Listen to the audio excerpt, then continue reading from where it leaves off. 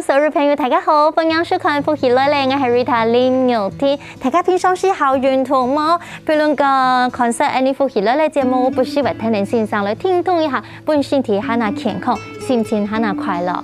講到運動啊，今年咧東京奧運，大家係咪非常熱情嘅來關注呢台灣面大道東河嘅成績的？喺貼片喺節目當中 ，Rita 邀請大家認識安永應嘅熱情。第11月30號下晝1點半，我準時收聽下個電視台，因為呢，是生命教練佢介咧少磅數愛開打咧，今日咧就提9屆嗬，非常歡喜當聽哦，所以呢節目咪為你哋做咧運動相關嘅內容來讓大家分享。講到咧打野球啊，冇是各項嘅咧運動，唔知大家喜歡乜嘅呢？喺今日嘅節目當中，呢個貼片來邀請台灣運動醫學學會嘅副秘書長來到節目當中，為咗大家分享運動有當到相關嘅哦，譬如講看到有豐富人啊、教練啊，還有營養師等等，其實都係運動醫學嘅一環哦。所以今日非常歡喜，你邀請到台灣運動醫學學會嘅副秘書長林恆昌醫師喺節目當中好好同大家分享。莎莎樂芬呀，先生你好。大家好。大家好，我是台湾运动医学学会副秘书长林信清医师。那我也是台湾柔术总会的运动禁药委员会主委。那目前在土城长庚医院任职，还有三重新生活复健科诊所担任院长。哇，欢迎信上就是医生哦，医生信上。那刚刚看到这个医生帮我们介绍哦，您本身是职业的医生，然后呢，医美、肌干美黑，就是你们这个台湾运动医学学会这样学会的副秘书长，本身自己也是柔术的选手，真的好厉害。所以您的生活当中，是黑到运动跟运动这件事情真的是息息相关呢。可不可以请副秘书长林医师啊，先帮我们介绍这个学会，它是一个什么样的学会呢？这个学会就是目前我们的理事长是林盈洲医师，是这次东京奥运的医疗长。那这个学会它主要是由复健科医师、骨科医师、防护员、物理治疗师等等，还有其他科医师一起组成。那我们主要是在推广一些运动医学相关的知识、议题，还有照顾选手。啲所有嘅朋友，你對啦運動醫學你嘅了解和個想象係乜嘅哦？因為我們常常看到有人說啊，這裡痛哪裡痛，他可能去找骨科啦、復健科啦，但其實現在大家對運動可能因為大家很喜歡，甚至是會尋求更科學或分工更專業，所以運動醫學其實在現在應該算來是常被大家討論，也是很夯的，對嗎？对，其实现在喜欢运动的人口越来越多，那这个运动医学的介入，其实不只是在真正的职业运动员身上，在所有运动爱好者身上，其实它都适用。那其实运动医学在台湾并不是一个正式的专科，那只是说有一群喜欢运动医学相关议题的医师经营这个领域，那我们称为运动医学医师。那大部分是由复健科跟骨科一起组成。不过，其实只要是有在涉及运动医学相关议题的医师，其实他可以参与的面向很多。譬如说，假设今天有一些运动医学相关的内科疾病，那内科医师也有他发挥的角色。那甚至一些运动员的经期失调，一些妇女相关问题，那妇产科医师也绝对有他的角色。那甚至是运动员异地训练的时候，一些防疫问题，这些感染科医师有他的角色。所以各科医师都有这个运动医学摄入的机会。那其他也扩及其他的专业，像是防护员，像是物理治疗师，像是营养师、心理师、教练，都有很多适合介入的面向。所以如果我们真的，比如说我现在因为疾病的关系，所以我必须要去咨询运动医学相关各科别的医生，那我们就是要挂各科别的诊嘛。如果我想要了解一个大方向，我只是一般人，我喜欢运动，能爱想他那了解来走灯泳班一类蹦出啊，他那健康，他那快乐，所以我真的就可以去挂像运动医学这样的科别吗？也特别有这样的科别吗？有的医院它有设立运动医学门诊，那因为它在台湾它并不是一个正式的专科，所以可能就是像有些医院它只有分成骨科、复健科，那就要看看说，这个医师他有没有相关的运动背景，那有没有在经营这一方面。那如果有的话，就是说去咨询这样的医师，通常能得到比较符合这样子需求的帮助。哦，了解嘞。还讲大家冇了解，就直接去找林医师，然后给我们建议哈。我本来问是因为现在很多人其实喜欢去健身房啊，做运动，可能什么喜欢做点皮拉提斯、瑜伽等等，就是希望透过运动来帮助我们的生活，是感觉过起来更有活力。因为现在可能劳动的人口减少了，不过呢，大家透过运动做咧帮助自己还拿健康哦。刚才 Annie 家可以从我细节讲到，现在徐生明少棒赛要开打，今年还提9改哦。那我很想请教医师，有没有治疗过或咨询过这样子，因为棒球受伤的，不管是选手啊，或是需要协助的这些运动员？其实都有。那其实棒球在台湾还算是比较发达的主流运动之一。那其实不管在基层、在医学中心，不定时都会看到一些这样的选手。那像这样的运动，其实受伤比例随着不同的统计资料不同，受伤率最高的通常是肩膀。所以我自己也看过，像是旋转肌受伤或是肩唇瓣受伤的选手。另外是说，因为投球需要一个全身的动力链的带出去，那它包含了对地板的反作用力、脚踝转动、身体用力，肩膀手肘的用力，那才能够把球很顺利的投出去。所以其实也有一些运动员，他们是身体的中轴、躯干的地方、背的部分，甚至脚踝、膝盖的部分受伤的也都有。哇，恭喜嘞，就是环环相扣哎。对。我们看起来好像跳手哈，其实得吹起停停，可是它其实全身都是相关的。那所以我们在治疗运动员的时候，不可以这边痛医这边，是要看整体的咯。其实我们分成几个层次。就是说，在任何的受伤，它都有一个结构上的问题。譬如说，有一个选手，他可能是肩部的旋转肌断裂。比如说我是投手好了，我说医生，我这里就是旋转肌断裂了，我好痛，怎么办？我可以怎么治疗啊？那就是我一定会先看说，我用超音波检查，我先厘清说目前受伤的结构上的成因。譬如说，他现在断裂，所以他有一部分的运动需要受限制，那可以怎么在这个限制下去运动？那我可以透过一些注射性的治疗去帮忙他。那当然也有可能，因为他的受伤真的很严重，光是打注射性的治疗，可能预期修复不会那么好。那也许需要骨科合并去看，说需不需要开刀。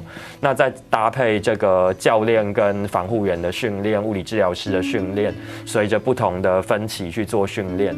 那另外也要帮他找到说，它造成这件事情的原因，譬如说，假设他有技巧上的错误，是一个身体动力链带出去的不顺利，所以导致说某些肩膀的部分用力不太正常，才导致这个原因。那可能就要跟教练跟防护员讨论。那或者是说，他可能是投球的次数过多，没有得到适当的休息，甚至营养补充不够，甚至有心理上的问题，导致他容易分心、注意力、情绪压力的问题。间接导致的受伤，那这些就需要一个多专业的介入。哇，唐医乐是怎么很简单哦？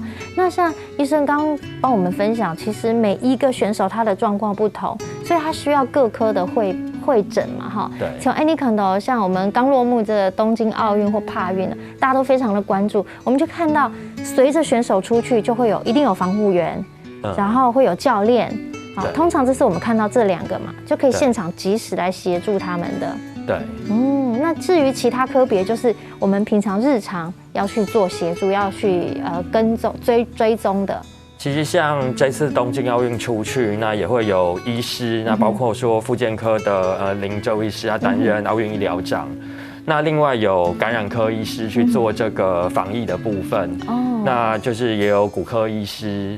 那也有中医的医师，就是说他们等于从各方面去协助选手，在赛场上最直接的防护常常是不管是物理治疗师或防护员，在场边做最直接的协助。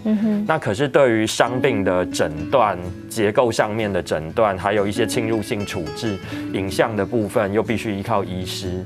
那训练的部分又需要跟教练讨论说接下来训练的方向。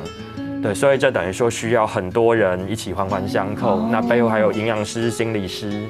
那最近像报道者，他们有在报道说，运动员很多心理层面并没有得到好好的介入。这个其实都需要投注更多的资源去帮忙他们。哇，原来背後安多嘅工廠啊，哈，基本呢，林醫師也幫我們整理了，就是說，其實平常我們要怎麼預防運動傷害，對嗎？也有一個手板可以幫我們分享一下。你平常時運動嘅時間，像是不是講冇成日你會扭到，又你會痛，但醫生本大家建議哈，傷害預防的大原則睇研啫。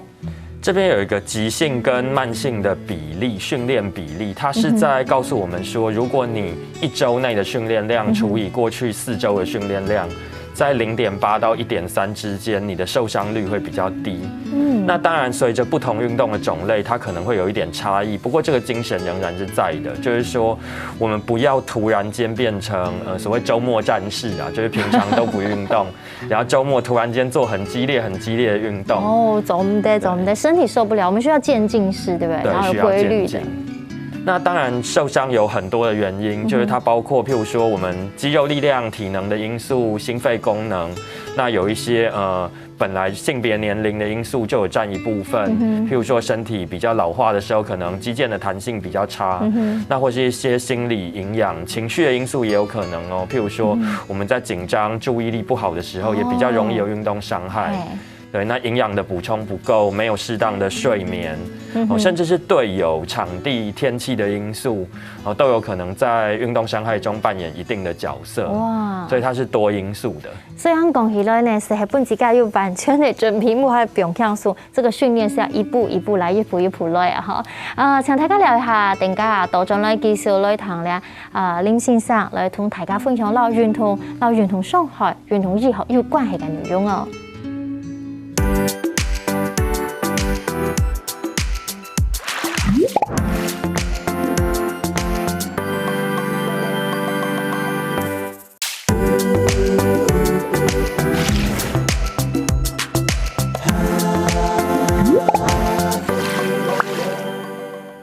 所有朋友真的歡喜來嚟，我係 Rita 林玉天。喺今日節目當中，我撈大家分享當好嘅專業嘅知識啊！大家好運動，對運動了解冇？運動嘅背後要當多嘅愛學習嘅，甚至講你曾經出上嚟，你用扮演協助自家，尋求了專業嘅意見，幫助自家實實來恢復呢。今日節目當中非常歡喜，邀請到台灣運動醫學學會嘅副秘書長林恆昌醫生，喺節目當中同大家來分享。再次的歡迎醫生你好，大家好。今日當歡喜哦，我們邀請到醫生幫我們分享。你頭前有講到，就是關於運動醫學哦。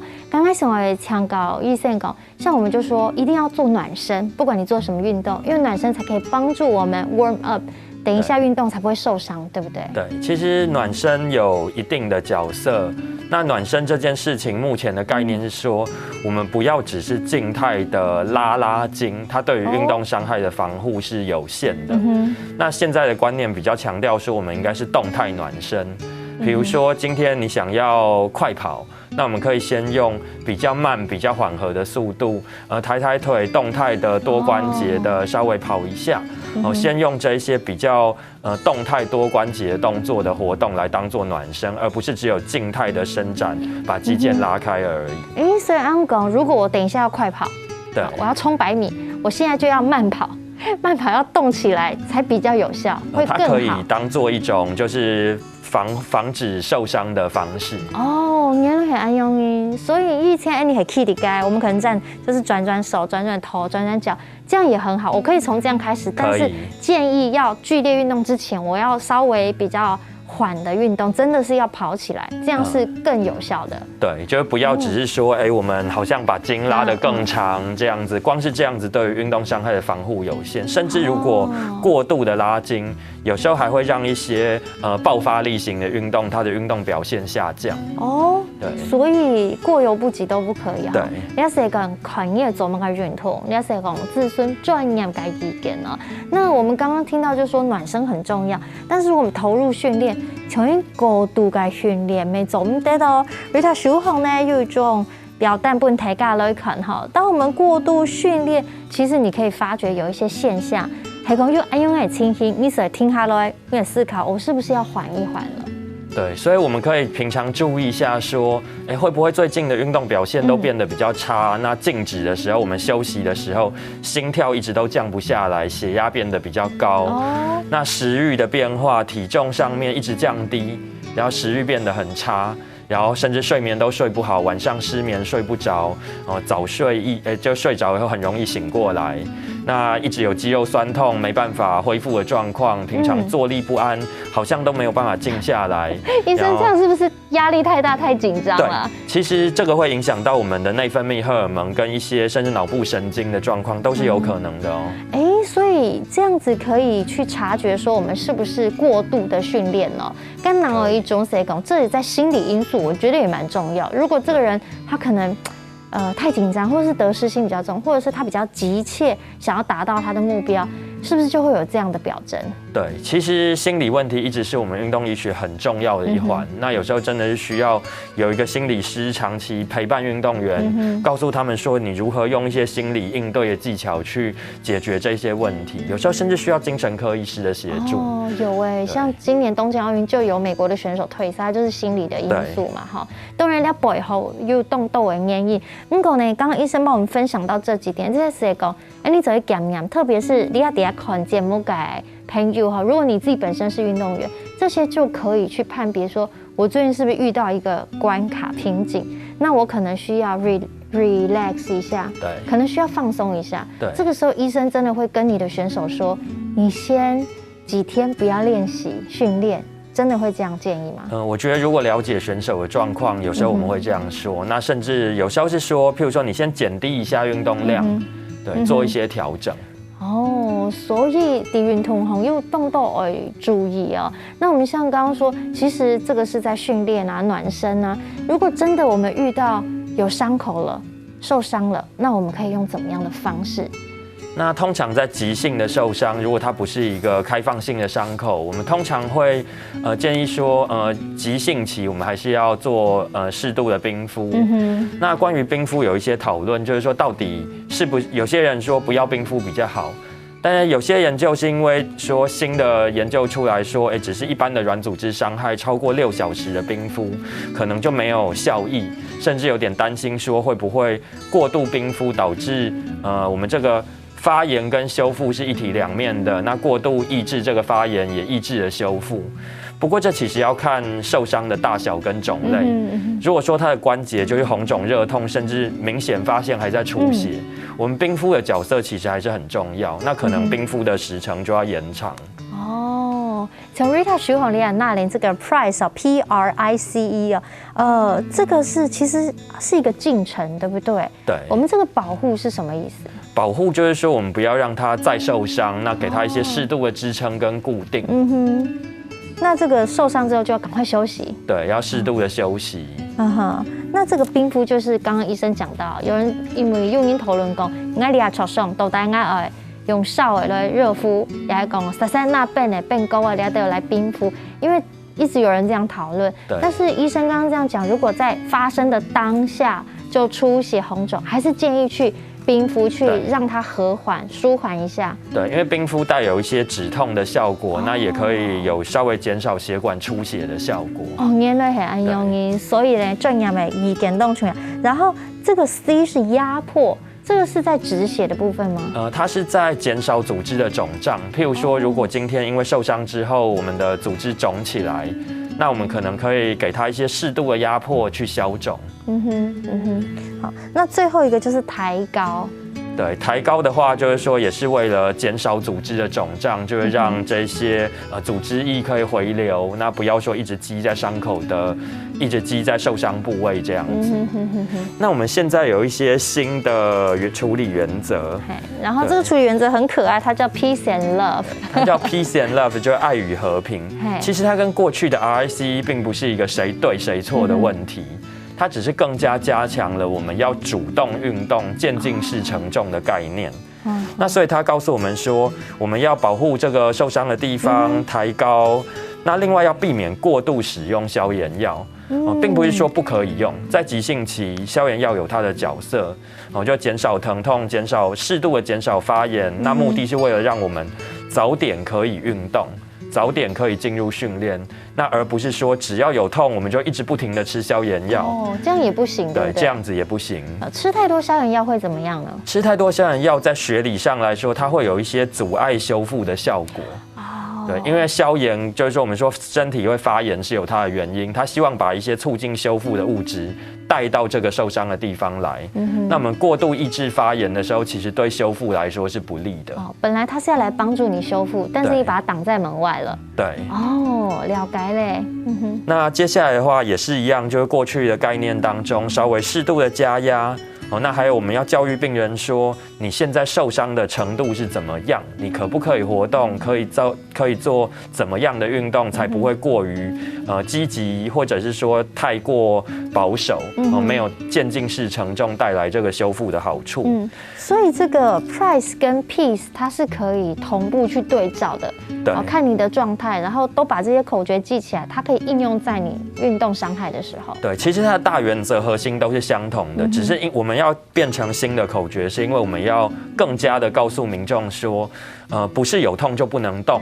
那我们要在受伤之后渐进式的去做训练，不要过度的使用一些抑制发炎的东西。对，所以它最后一个 education 就是一个卫教，不你了解讲，你了解清楚，你要安心，要安心放心，然后要有一个方向去进行。对，那这个 love 呢，我也觉得很可爱。love 的第一个字我们叫做 load， 就是说我们其实需要一些负荷才会成长。那对健康的人来说，像健美的人把肌肉练得很大很大，那其实这就是一种肌肉的成长。那对于受伤的人也是一样哦，就是说我们受伤的地方，其实它也需要逐渐在适度的范围内承重，它才会变得更坚固、更强壮、更能承受未来的压力。那才不会说一直往不好的方向一直走下去。那另外我们要教导病人说，你要了解自己的伤害程度，要乐观，不要一直往悲观的方向想。因为心理因素影响疼痛。很多运动员因为这样子没有办法突破他现在的瓶颈，对不对？是。所以心情的转换对于训练来说是真的很有帮助的。真的很有帮助。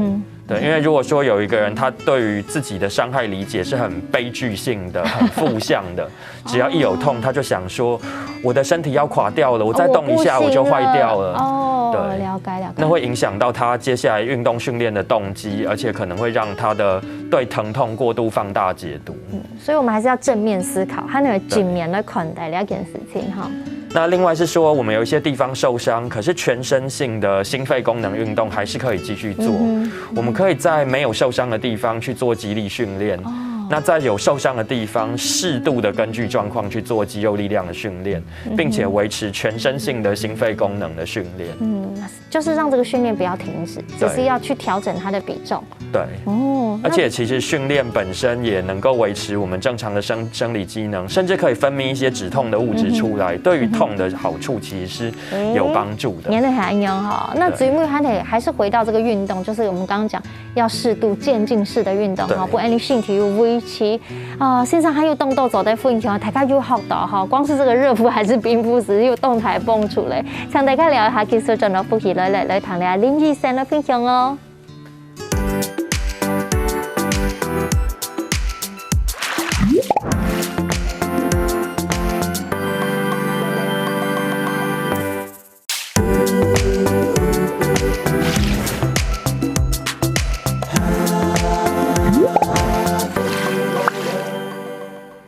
女朋友轉到呼起來咧，你今日節目哈，Rita 到大家共用要當到嘅收穫，當然是運動嘅以後，原來又包含很多。那其實講來就是一個跨科別的專業領域哦，而且幫助所有的人喜好運動的人，還有所有嘅選手，大家都可以有一個更好的運動的模式跟生活。今日再次的歡迎林醫生，醫生幫我們分享，我覺得這些都好受用哦。而且你現在還有另外一個表格，就是說在我們訓練上，其實有一些，我覺得這是訣竅，而且這個是必須要幫助我們知道說，如果我們真的訓練之後，如何幫助我們恢復傷勢，可以再一次重新站上舞台，對嗎？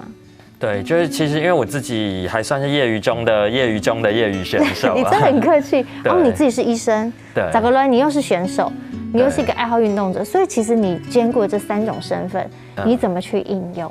就是如果说我自己有发生一些运动伤害的时候，那我第一步一定会先自己看一下说，我的目前结构上的伤害到什么程度，那我有没有必要限制自己接下来运动？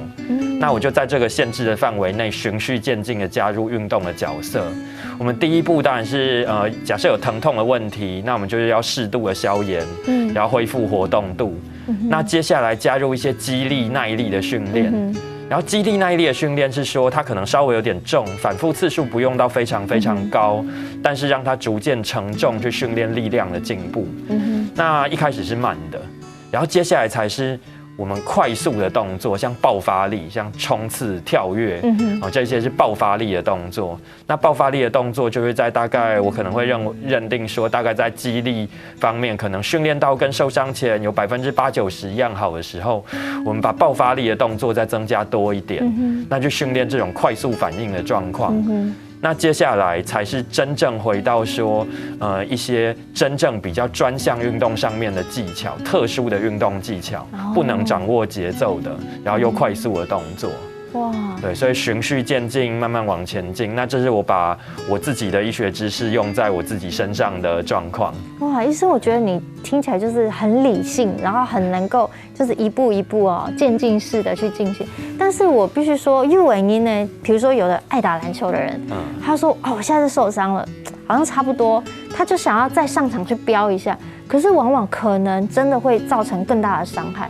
那这个他的那种想要去玩或者他的欲望控制不住的话，其实在运动伤害来说，其实他真的就是会扣分的耶。对，所以其实我通常会跟我的患者说，你受伤以后，不要完全不动，那也不是立刻就回去打篮球，就是你要先经过一些诊断，我们知道说现在受伤的状况有多严重，有没有需要做一些限制，譬如说今天只是单纯的轻微扭伤，还是说今天的韧带已经有断裂，那我们需要训练局部关节的肌腱强度，我们需要调整运动的技巧，等到我们准备好了，我们就可以越放越多的比例在回去打篮球这件事情上，那有一天你一定可以回去打篮球。所以你要讲到偏双音，一般运动员没有按用音，不只是专业的选手而已。那专业选手他们身边有教练啊，有防护员啊，有专业的医生，各科的医生，好像可以有点像是帮助他们，或者说用音点有盯着他们，督促他们，让他们可以一步一步上轨道，因为那是他们的事业嘛。对，要给点水头嘛。但是对于一般人来说，我们如果能够掌握这样的原则，不管我们是哪一种的运动伤害，我想大家都可以恢复得蛮好的，对吗？对，其实绝大多数的人都是有回去继续从事运动的机会。那这需要多专业的协助，就是说在医疗端可能有医师，有各科的医师，有场边的防护员，有物理治疗师针对一些伤病的训练，那有针对心理师、营养师针对心理营养方面的介入跟建议。那教练方面其实也分成很多的不同种类的教练，就有分成比较是肌力体能相关的教练，他建立全身的一些身体的参数，提升身体的性能。那也有专项技术技巧方面的教练，告诉你如何把一个竞技表现变得更好的教练。那另外是选手本身，他能够获取的外部资源、商业合作得到政府的照顾，这些东西全部搭配起来，才能够成就很好的选手。所以 Rita 厉害徐宏那3方沟通，正确诊疗，这个整是整理的整，它不是单纯看诊的诊哈，但是讲尽力起来，大家一起汇整起来，提供一个最好的医疗，很安逸吗？对。哦，所以其实我们要看到一个站上舞台，甚至站上一个很大舞台、很成功拿奖的选手，他背后的团队是很庞大的。对，其实他背后在选手背后是有很多人的成就累积，甚至这些人不一定会出来曝光，因为有时候牵涉到一些选手的病情，我们不能够在比赛前让其他人知道，甚至未来如果他还要继续比赛，我们也不一定希望让其他人知道。所以有些事情就是有参与其中的人不一定会很积极的分享，但是那都是背后默默努力的投入。你要讲的这个也是一个比赛的策略，对吗？对，你不能暴露出你现在有哪一些状况、弱点，他可能会成为别人掌握你的弱点，那可能别人就会赢过你了。对，这个又是另外一个学问咯。对。好，因为医生呢，自家又动改经验嘛，那有的时候我们就会很想了解说，是不是我们曾经看到说，真的运动伤害很严重，他再也没有办法上场的。如果遇到这样子的话，你会怎么样的帮助他们？当然也是有可能发生说这个运动伤害真的很严重，就是没有办法再重新上场。那一般来讲，我们都会尽量努力，就是不会说轻言放弃，在还没努力前跟他讲说你不能上场。那假如说今天真的有很严重的情形，譬如说假设颈椎的部分真的有骨折，那骨折之后我们做了手术，里面有人工的关节，它不适合再去做冲击性的运动。那我觉得这时候就需要更多人来告诉他说，你还可以做什么样的运动？你还可不可以从事竞技性的运动？那是不是可以换成别的项目？或者是说，我们从事其他的运动，变成比较休闲性的运动，那或者是转职成为一个训练者的角色，让他在其他的轨道上面有能够分享他经验，继续发挥他专长的地方。哇，我求医生家跟人非常好，有的时候我说怎么办？我不能做这个。如果刚才医生讲的嘿，我们来看你可以做什么？你俩走得走嘛改好，甚至是我们可以转换，你可以成为另外一个帮助者。我觉得这也是一个很好的角色哦。那我们可能你俩显充的朋友没有公公，我们看到有一些是不能的，那有一些是可以的。那成功的案例，在医生自己看的这么多的应该说病人选手当中哈，大多数的都是成功可以恢复成以往的成绩吗？其实很多人都还是可以做到他想做的事情。那有时候像脚踝韧带断掉的病人，我每次第一次看到这件事情的时候，我都会告诉他说，我有认识曾经有脚踝韧带断了2条，但是他还是可以跑马拉松的选手哦，甚至这个韧带都没有修复，但是他可以跑马拉松。所以表示结构上面的完整性不一定代表功能上面的表现。有些人的结构上面看起来很严重，可是他的功能表现非常的好。那这时候我们会不会强调说，因为你的结构没有修复完成，你就不能够从事什么运动或不能做什么事情？不见得。有一些部分像脚踝的韧带，因为我们脚踝有很多条韧带和肌肉一起协助支撑，如果它经过训练，脚踝的稳定性是很好的，那他还是可以从事像马拉松这一类的竞技运动，甚至去取得很好的竞技表现。但我们都不希望选手有伤害。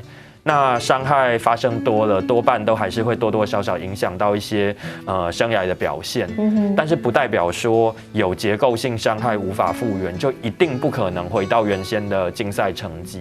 哇，医生，你今天给我好多很棒的观念，因为你刚才讲的，就是结构性看起来没有那么完整，可是它的功能不一定是不完整的哦。要不然抬起来讲，很有希望，很有盼望那另外，像我们现在正在看节目动豆爸爸妈妈和阿公阿婆们他说哇，我喜欢运动或者是可以，如果有机会可以为国家拿到奖牌，那是不是很光荣的事情？像有的小孩他从小就训练，在医学的角度，这个小朋友他必须一定要从小训练，或是我大一点点再训练，还是有这样的爆发力跟机会吗？其实有一个德国的研究告诉我们说，从很小的时候就立志以第一线选手，然后以很好的竞赛成绩为唯一训练目标的选手，到了青少年、大人的时候，反而竞赛成绩表现比较差。对，那是不是很小的时候就从事专项化的训练就比较好呢？其实通常不是，很多很厉害的选手从小都不是从事那一项运动，然后只从事那一项运动的运动员。那一般来讲，我们会建议说，首先只就竞赛成绩而言，小时候应该是去建立整体的体能基础、运动的兴趣、健康的竞赛心态，而不是从小把它打造成个夺牌机器。这样他长大以后才不会累积太多的运动伤害，甚至丧失这个运动训练的兴趣。那另一方面是牵涉到说，我们其实也是要尊重小孩的意愿，所以我们应该是给他各种兴趣的接触，那让他年纪稍微比较成熟以后，自己做选择，他要不要走上选手这一条路。哇，新梦先生，我想醫生有幫大家解答哈，所以喺度過年呢，大家落去收落去，為了督導嘅世界經運動好用。那從基本嘅呢，線上安都嘅分享，我覺得非常謝謝林醫師。那今天我們也要跟你一起學一句客家嘅鑼鼓音樂，請跟我一起念：甘蔗實體，一目長一目。甘蔗實體，一目長一目。蛮厉害的哦，甘蔗實體，一目長一目。這個意思呢，它就是說，甘蔗我們都是吃完一節再換下一節嘛。這個也就是說，做事情我們要按照順序慢慢來，循序漸進，就會到達你想去的地方，就很符合今天醫師給我們的鼓勵哦，跟指教。希望林醫生，謝謝醫生，謝謝大家。希望每日想所有的朋友記得哦，11月30號下晝1點半，一定要準時來收聽客家電視台來看第9屆次生命小幫賽的冠亞軍，非常嘅精彩，等你來看哦。每日想所有嘅朋友等下繼續聽你線上嚟做認同了，希望大家長嚟了。